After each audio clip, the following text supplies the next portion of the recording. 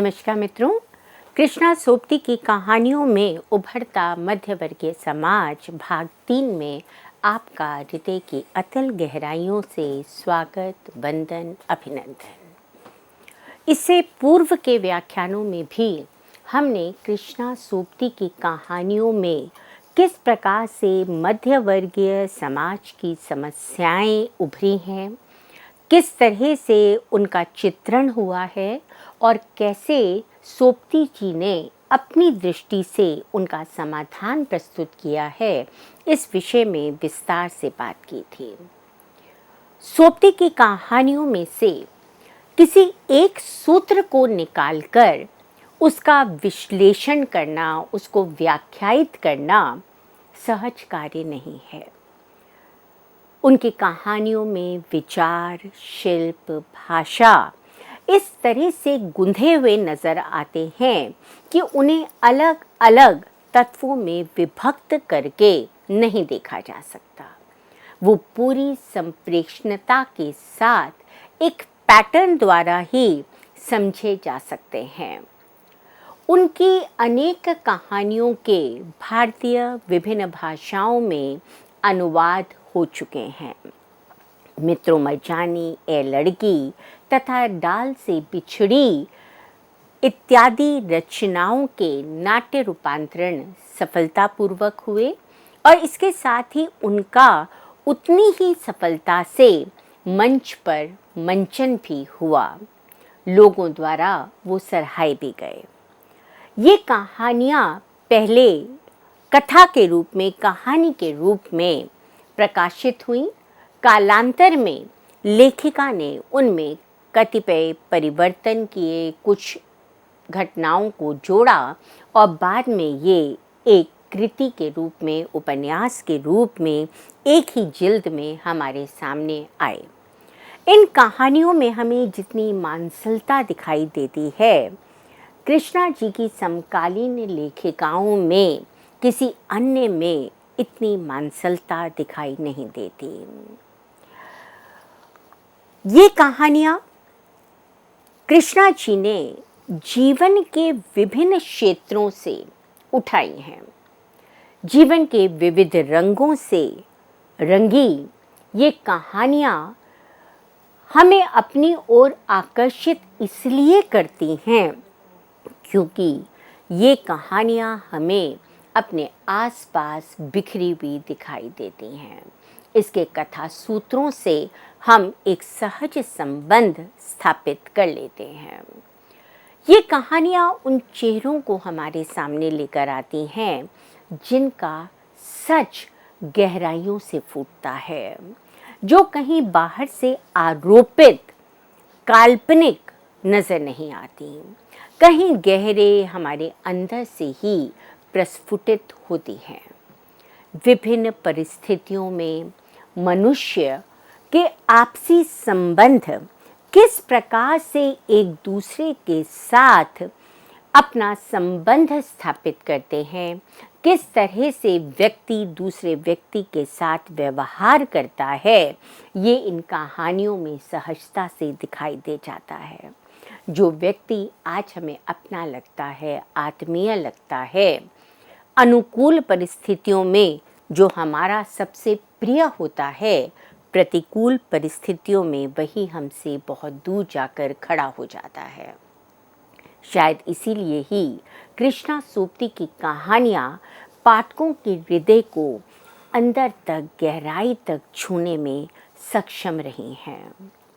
नारी अपनी जीवन की सार्थकता मातृत्व में देखती है। माँ बनने के उपरांत ही उसे ऐसा अनुभव होता है मानो अपनी जीवन की सार्थकता उसने पा ली हो। यही कारण है कि किसी भी माँ को अपने बच्चों के आगे संसार का सारा सुख, सारा वैभव, सारी सौंदर्यता फीकी लगती है। उसकी ममता जब तक अपना सर्वस्व अपने बच्चे पर न्यौछावर नहीं कर देती, उसे शांति नहीं मिलती। अपने लिए विभिन्न प्रकार के कष्टों को, संघर्षों को सहते हुए वह भरसक प्रयास करती है कि अपने बच्चों को, अपने परिवार को वो उज्जवल भविष्य दे सके। भोले बादशाह कहानी में विक्षिप्त बेटे को परिवार में वह स्नेह, वह आदर, वह ममता नहीं मिल पाती जिसका वह अधिकारी होता है, और उसे यह आदर, प्यार, स्नेह उसकी माँ से प्राप्त होता है। सिक्का बदल गया कहानी लेखिका की सर्वाधिक चर्चित कहानियों में से एक है। 7 पृष्ठों में समाहित ये कहानी देश विभाजन की पृष्ठभूमि पर लिखी गई है, जहाँ पर मानवीय मूल्य और रिश्तों में किस प्रकार से परिवर्तन आया, इसका अच्छा खासा दस्तावेज ये कहानी है। अज्ञे ने इस कहानी को बिना किसी काट-छाँट के, बिना किसी बदलाव के, परिवर्तन के प्रतीक नामक पत्रिका में स्थान दिया था। इसमें स्मृतियों का जिस प्रकार से प्रयोग किया गया है, जिस प्रकार से स्मृति और यथार्थ को जोड़कर लेखिका ने अपनी कहानी को विकसित किया है, उसकी तुलना हम निर्मल वर्मा की परिंदे कहानी से सहजता से कर सकते हैं। विभाजन का दर्द उस समय के कतिपय महत्वपूर्ण प्रश्नों को पूरी ईमानदारी, यथार्थता, मार्मिकता के साथ ये कहानी अपने पाठकों के साथ साझा करती है। कहानी को पढ़ते हुए विभाजन की पीड़ा, विभाजन का दर्द, संत्रास, त्रासदी कहीं ना कहीं हमारे ज़हन में उपस्थित हो जाती है और एक सजीव चित्र हमारे सामने उपस्थित हो जाता है। कहानी में शाहनी और चनाव का संबंध बहुत गहरा, बहुत अटूट है। जब से शाहनी दुल्हन बनकर इस जगह आई थी, तब से वो निरंतर चनाब में स्नान करने के लिए जाती है। आते जाते लोगों से दुआ सलाम करना, उनकी खैरियत पूछना उसका नित्य प्रतिदिन का काम था। लोगों को आशीर्वाद देना, उनके दुख दर्द को समझना और भरसक उनका समाधान करना शाहनी का काम था। उसके आसपास की सारी ज़मीन, कुएं, बड़ी सी हवेली सभी तो शाहनी के थे, किंतु परिस्थितियों के बदलने के साथ धीरे धीरे सब कुछ बदलता चला गया। शेरा जो उसका स्वामी की तरह से देखभाल करता था, किसी छाया की तरह उसके पीछे डोलता रहता था, वो भी बहकावे में आकर एक दिन उसकी हत्या करने के लिए उपस्थित हो जाता है। पर जब उसे लगता है कि नहीं, ये वही शाहनी है जिसने उसे माँ की ममता दी थी, तो उसके हाथ कँपकँपा उठते हैं। शेरा जब शाहनी को घर छोड़ने के लिए कहता है, तो वह चुपचाप अपनी स्वीकृति दे देती है। किसी भी प्रकार का विरोध नहीं करती। वो ये नहीं पूछती कि जहाँ से मैं दुल्हन बन के आई थी, वहाँ से मेरी अर्थी उठनी चाहिए, मुझे इस तरह से यहाँ से क्यों भेजा जा रहा है। रसूली की आवाज़ उसे चौंका देती है। शाहनी सबको छोड़कर चली जा रही थी। शाहनी को वह सब छोड़ना ही होता है जो अब तक उसका अपना था, जिसे इतने लंबे समय तक उसने सहेज कर रखा था। हवेली, उसमें रखी हुई ढेर सारी यादें, ढेर सारी चीज़ें, गैर ज़रूरी सामान, ज़रूरी रिश्ते नाते, पड़ोसी, माया, ममता, आपसी संबंध, क्या था जो वो अपने पीछे छोड़कर नहीं जा रही थी। आसपास उसे घेर कर खड़ा हुआ जनसमूह रो रहा था। उनकी विवशता थी कि वो शाहनी को रोक नहीं सकते थे, और दूसरा उनके मन में ये प्रश्न कौंध रहा था कि शाहनी उनके बारे में क्या सोच रही होगी। जिस शाहानी ने उनकी हमेशा सहायता की, शाह जी के बाद उन्हें अपने बच्चों की तरह रखा, आज उसे ही सब कुछ छोड़कर जाना पड़ रहा है। शेरा आगे बढ़कर शाहानी से आशीर्वाद लेता है और शाहानी अपना कांपता हुआ हाथ उसके सिर पर रखकर दुआ देती है। शाहानी अपनी संपूर्ण संपत्ति को छोड़ ट्रक द्वारा भारतीय पंजाब की ओर रवाना हो जाती है, क्योंकि अब उसका वहाँ पर रहना उसकी मृत्यु का कारण बन सकता था। पूरा गांव शाहानी के साथ अपने 50 साल के लंबे संबंधों को याद करके दुखी था, अपनी विवशता पर रो रहा था। ट्रक के बढ़ते बढ़ते लोग शाहानी से दिल छोटा ना करने की इल्तिजा कर रहे थे, उसे अनुरोध कर रहे थे कि शाहानी अपनी दुआओं में उन्हें याद रखे। उनकी बातों से, उनकी आंखों से एक बेबसी टपक रही थी। लेखिका ने शाहानी को केंद्र में रखकर इस पूरी रचना के माध्यम से पारंपरिक मूल्यों की पुनर्स्थापना करने की कोशिश की है। वह गांव में फैले हुए सांप्रदायिक दंगों में अपना सब कुछ खोकर भी चुपचाप चली गई थी और ये दुआ कर रही थी कि सांप्रदायिक दंगे जल्दी से जल्दी खत्म हो जाएं और लोग पहले की तरह सौहार्द से, प्रेम से, एक दूसरे से भाईचारे की तरह मिलकर रहें। उसे जाता देखकर इस्माइल भी आगे बढ़कर भारी स्वर में कहता है, शाहानी कुछ तो कह जाओ, तुम्हारे मुंह से निकली आशीष झूठी नहीं हो सकती। शाहानी ने उठती हिचकी को अपने अंदर ही दबा लिया और कहा, रब तुम्हें सलामत रखे बच्चा, खुशियां बख्शे। जाते हुए भी शाहानी सबकी खुशियों की दुआएं देकर जाती है।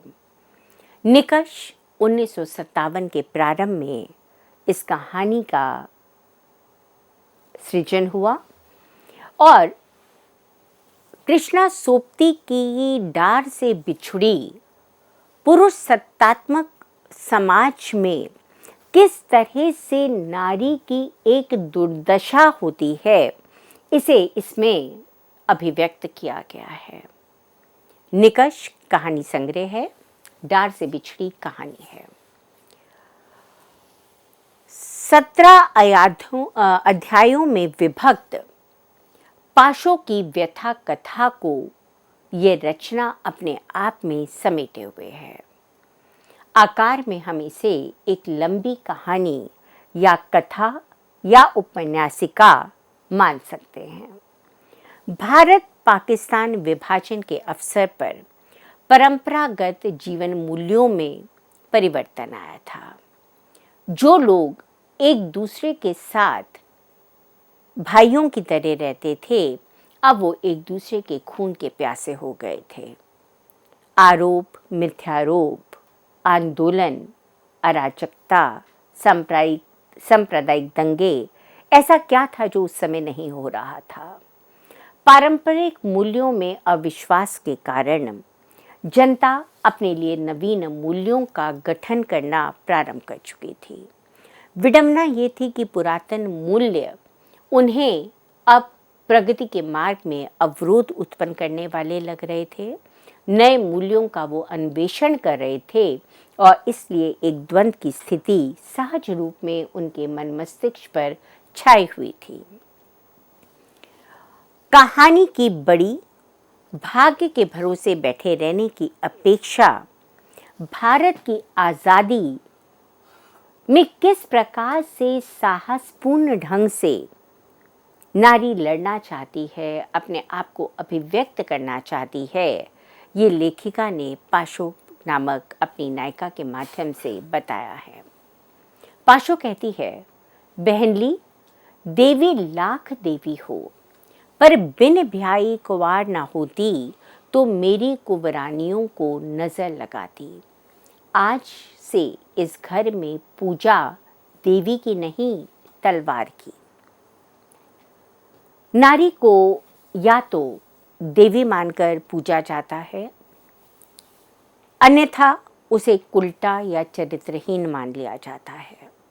वो सहज मानवीय है, वो सहज संवेदनाओं से युक्त है, उसकी भी इच्छाएं हैं, उसके अंदर भी आक्रोश उत्पन्न हो सकता है।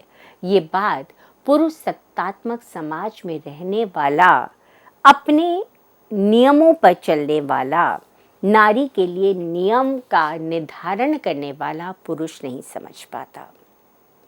पाशो इसीलिए कहती है कि अब समय आ गया है जब देवी के रूप में नहीं, नारी को उसकी शक्ति के रूप में पूजा जाना चाहिए। कहानी जैनेन्द्र कुमार की त्यागपत्र की मृणाल और शरद चंद्र की शेष प्रश्न के कमल का स्मरण कहीं ना कहीं अपने पाठकों को कराती है। पाशो के जीवन में जो विसंगतियां हैं, जो समस्याएं हैं, वे मात्र उसके अपने जीवन तक ही केंद्रित नहीं हैं। संपूर्ण मानव जाति को अपने में समेटे ये विसंगतियां कहीं ना कहीं हमें सोचने के लिए विवश करती हैं। पाशो आजीवन अपनी माँ के कर्मों की सजा पाती है। उसका हंसना बोलना किसी को भी पता नहीं क्यों सहन नहीं होता। उसकी माँ हिंदू सराफों की बेटी थी, पर उसने अपने ही कस्बे के शेखों के घर प्रेम विवाह किया था। स्मरण करिए ये किस समय का वाक्य है, जिससे दोनों परिवारों के मध्य एक दुश्मनी पैदा हो जाती है। पाशो अपने नाना के यहाँ पलती है। इतिहास पुनः अपने आप को जगाता है, दोहराता है, और एक मुस्लिम लड़के से प्रेम करने के शक में पाशो अपने ही घर में षड्यंत्र का शिकार हो जाती है। वह निर्णय लेती है कि वह अपनी माँ के पास शेखों वाली हवेली जाएगी और उसके साथ सुखपूर्वक वहीं रहेगी। अपनी मर्जी से अपने प्रेम को सफलता की सीढ़ियों तक ले जाएगी। पाशो भागकर अपनी माँ के मेहर के घर आती है और उसके आंचल की छाया में शरण ढूंढने का प्रयास करती है। वो अपना सब कुछ लुटाकर माँ के पास पहुंची थी, पर वहां भी माँ के आंचल की छा उसके साथ हमेशा नहीं रहती। यही छूटना मानो उसका अपनी डार से बिछुड़ना है। वह भूल जाती है कि पुरुष प्रधान समाज में स्त्री केवल एक कठपुतली है, जिसकी डोर उस पुरुष के हाथ में है जो जब चाहे जैसे चाहे उसे नचा सकता है। शेखों उसका विवाह हिंदू मित्र दीवान लखपत से कर देते हैं। बड़ी उम्र का लखपत पत्नी को पुत्रवती कर स्वर्ग सुधा जाता है। पति की मृत्यु के बाद चारों ओर से उसके ऊपर रखवाले बनकर खड़े हो जाते हैं। सब उसका भला करने का ढोंग करते हैं। वस्तुतः वे पाशो के माध्यम से कहीं ना कहीं अपने स्वार्थ की ही सिद्धि कर रहे थे। उसे अकेले अपना वैधव्य भी नहीं काटने दिया जाता। पाशो का जीवन दुख से भर जाता है। उसकी स्थिति मानो बाजार में बिकने वाले उस वस्तु से जैसी हो जाती है जिसे कोई भी कहीं भी किसी भी मूल्य पर खरीदने के लिए तैयार हो जाता है।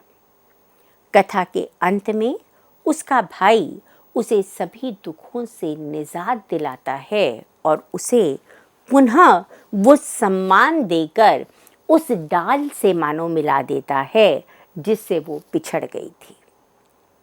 लेखिका कहानी में कहीं भी स्त्री के लिए कोई काल्पनिक संसार की सृष्टि नहीं करती हैं। यथार्थ भूमि पर अवस्थित ये कहानी सहज रूप में विकसित होती है।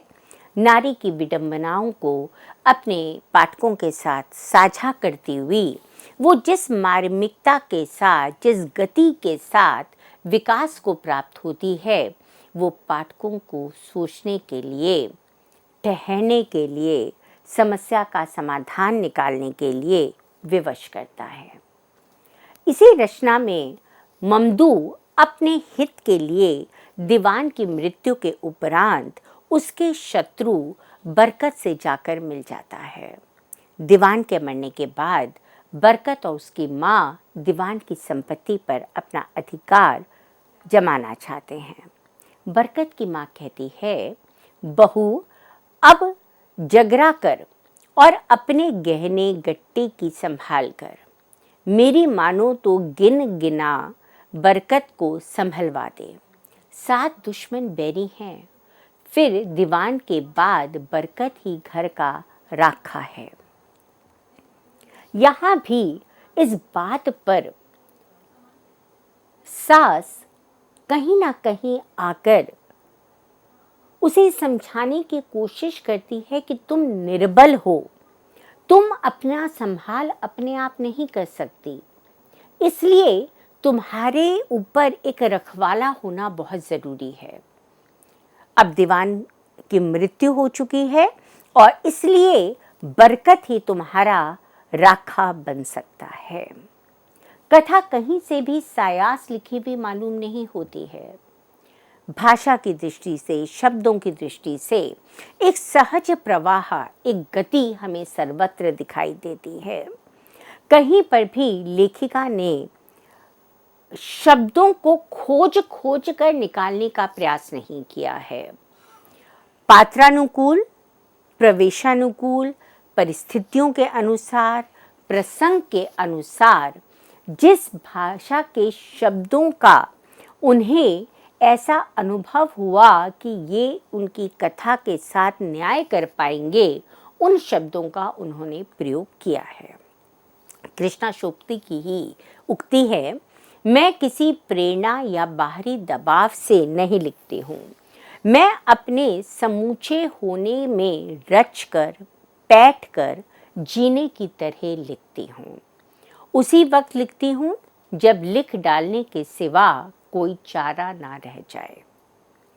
कह सकते हैं कि कृष्णा सोपती सोचकर नहीं लिखती कि आज उन्हें कहानी लिखनी है या आज उन्हें उपन्यास का कोई अंश लिखना है। जब कोई भाव, घटना उन्हें अंदर तक आंदोलित कर देती है, एक बेचैनी उनके अंदर उभरने लगती है, तब उनके भाव कागज़ पर उतरने लगते हैं। अन्यथा वो लिखने में अपने आप को असमर्थ अनुभव करती हैं। इस तरह से हम देखते हैं कि विभाजन की पीड़ा को लेखिका ने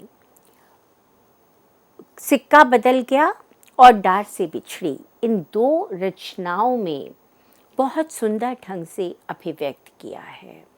उनकी कहानियों में हमें मध्य वर्गीय परिवार में किस प्रकार से संयुक्त परिवारों का विघटन हो रहा है, किस तरह से समाज विभिन्न वर्गों में विभक्त है, निम्न वर्ग किस प्रकार से अपने 2 समय के खाने का प्रबंध करने के लिए भी संघर्षरत है, कैसे उच्च वर्ग समाज के किसी भी नियमों को नहीं मानता, समाज में हिंदू मुस्लिम किस प्रकार से दंगे हो रहे हैं, किस तरह से आपसी सौहार्द की ज़रूरत है, प्रेम की ज़रूरत है, इन सब को लेखिका ने बहुत सुंदर स्पष्ट ढंग से अभिव्यक्त किया है। कई स्थानों पे उन्होंने समाधान दिए हैं और कई जगह उन्होंने समस्या का उद्घाटन करके उस समस्या के समाधान को अपने बुद्धिजीवी पाठकों पर ही छोड़ दिया है, क्योंकि उनका मानना है कि किसी भी समस्या का एक समाधान नहीं हो सकता। अपने अगले वक्तव्य में हम कृष्णा सोपती के उपन्यास समय सरगम पर बात करेंगे कि कैसे जीवन की संध्या में जब व्यक्ति अपने आप में अकेला हो जाता है, वृद्ध हो जाता है, अशक्त हो जाता है और धीरे धीरे मृत्यु का एहसास उसे अपने निरंतर पास आता नजर आता है, तब उसके अंदर क्या क्या अनुभव जागृत होते हैं। तब तक के लिए आप मुझे आज्ञा दीजिए। धन्यवाद।